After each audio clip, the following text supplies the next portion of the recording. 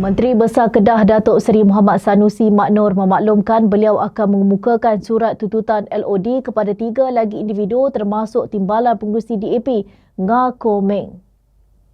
Kata beliau, 2 individu lain ialah bekas Ahli Dewan Undangan Negeri Adun Skudai, Marina Ibrahim dan seorang pengguna media sosial, Salim Abdul Rahman.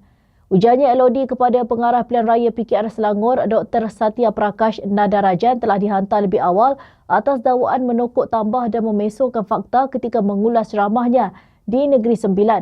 Jelasnya LOD tersebut antaranya menuntut permohonan maaf daripada kesemua individu berkenaan dalam tempoh 7 hari.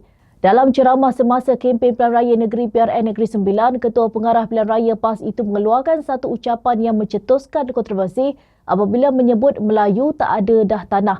Melayu ada tanah Melayu ini sahaja. Orang India ada India, orang Cina ada Cina, orang Kemboja ada Kemboja, orang Siam ada Thailand. Mengulas siasatan pihak polis terhadap ucapan berkenaan, Muhammad Sanusi berkata proses merakam keterangan terhadapnya telah selesai dilakukan pada Ahad lalu.